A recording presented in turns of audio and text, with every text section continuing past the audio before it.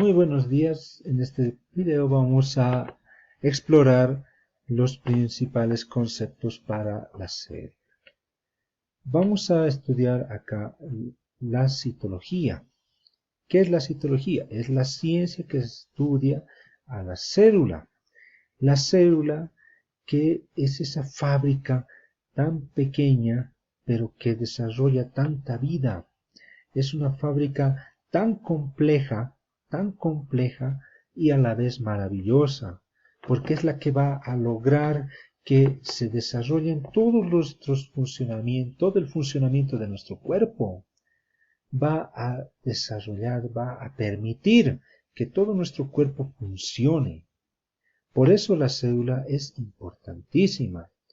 La célula como tal es la unidad mínima, estructural, funcional, sistemática de los seres vivos. Todos los seres vivos nos estamos conformados de células. Todas nuestras células van a ser seres vivos por sí solas, por sí mismas, son otro ser vivo. ¿Ya?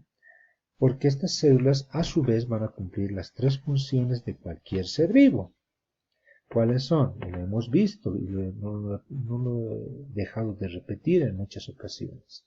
Todos los seres vivos cumplen tres funciones. Funciones de nutrición, funciones de relación y funciones de reproducción.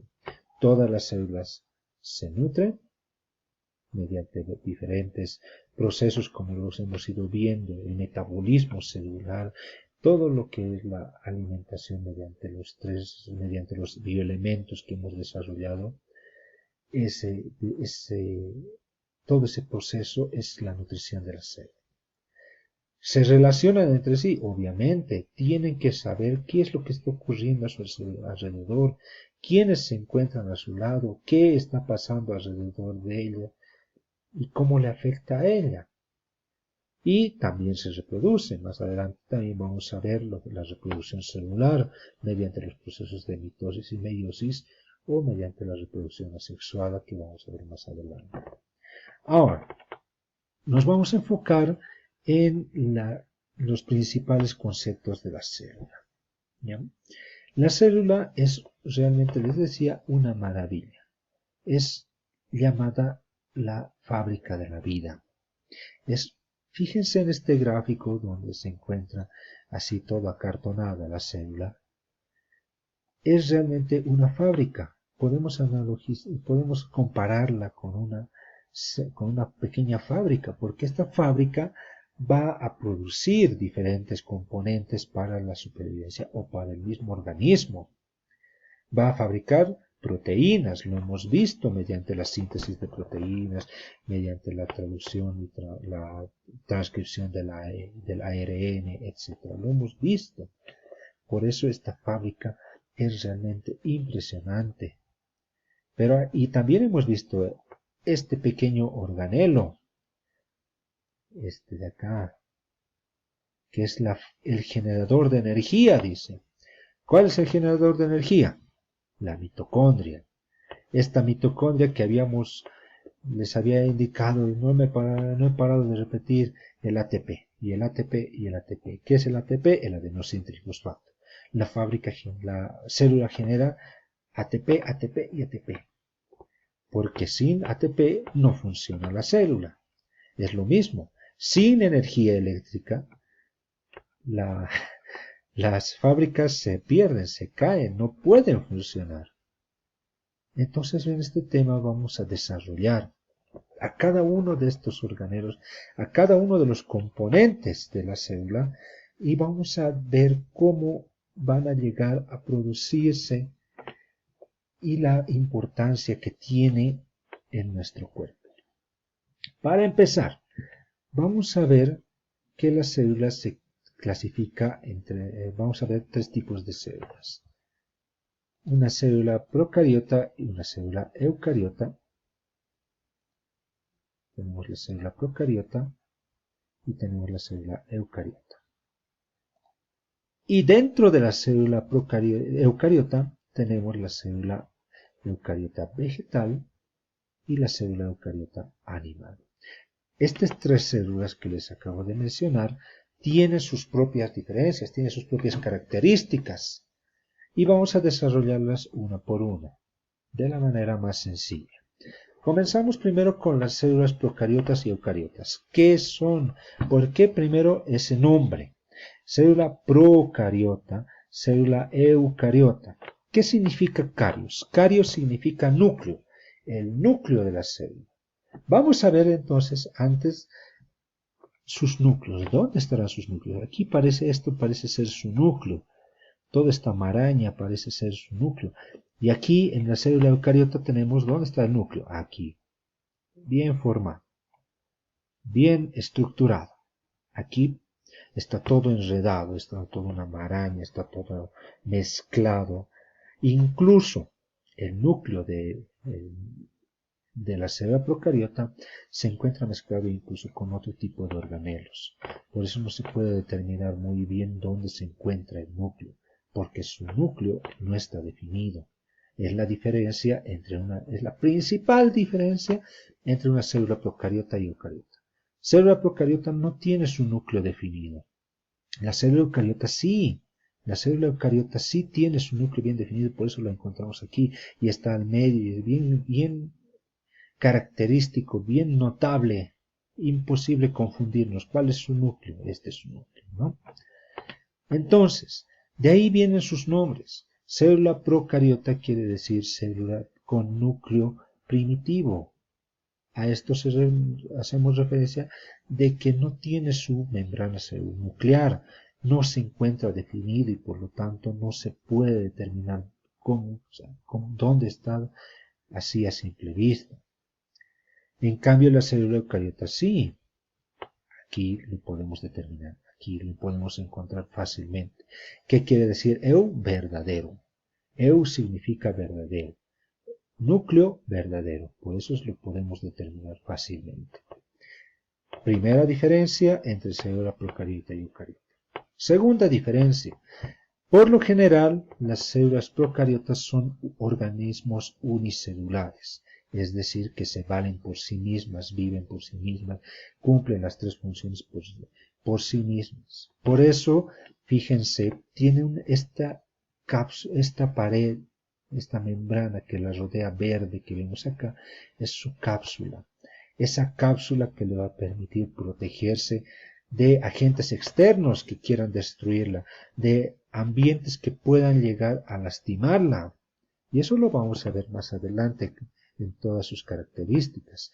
También encontramos, fíjense, como estos pelitos, y tenemos un flagelo también que le permite moverse. Como es solamente una, tiene que movilizarse. En cambio, la célula eucariota, si bien todos sus organelos se encuentran debidamente identificados, la célula eucariota por lo general está formando a seres pluricelulares. Por lo general, ¿ya? A seres pluricelulares. Es decir, seres como nosotros, como cualquier otro animal, como las plantas, etc., que está formado por billones de células. ¿Ya? Las células procariotas por lo general miden un micrómetro. En cambio, las células eucariotas pueden llegar a medir hasta 6-7 micrómetros de diámetro. Son más grandes. Pueden llegar a medir. Están en ese rango. ¿Ya? Entonces, estas son las principales diferencias entre una célula eucariota y una célula procariota.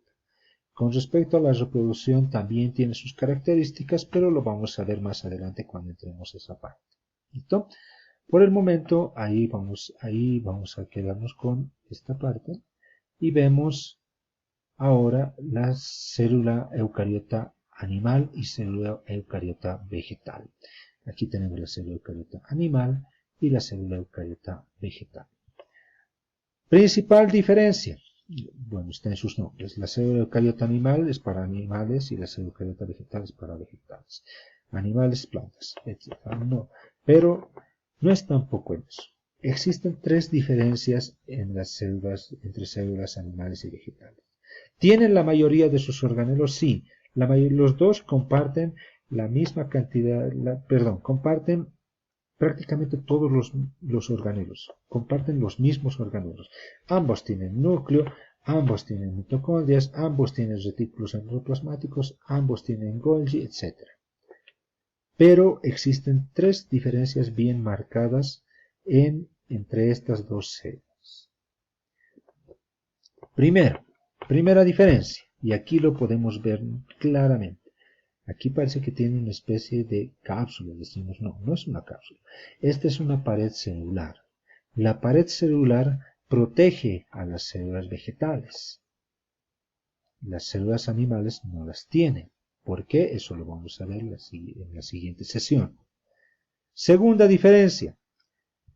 La célula vegetal, fíjense acá, este que se encuentra aquí al medio es el núcleo. ¿Y entonces qué es esto? Esta es una vacuola.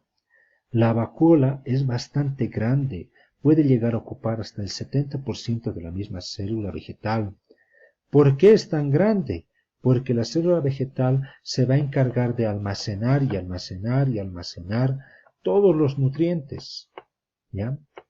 Entonces, por ejemplo, si nosotros agarramos una papa, el almidón, ese rico almidón que encontramos es vacuola pura. Son las vacuolas, es todo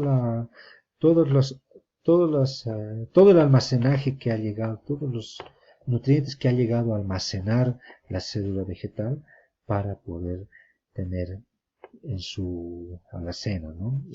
Propia en la célula, y que nosotros estamos aprovechando de él, ¿no? Segunda diferencia. Tercera diferencia, el color verde. Ese color verde que es característico de los plastos, de los cloroplastos. La célula animal no tiene plastos, la célula vegetal sí. Tiene cloroplastos, pueden ser verdes, tienen cromoplastos rojos, pueden ser amiloplastos blancos. Y estos plastos realizan la fotosíntesis, esa fotosíntesis por donde se van a nutrir. Entonces, fíjense, tres diferencias.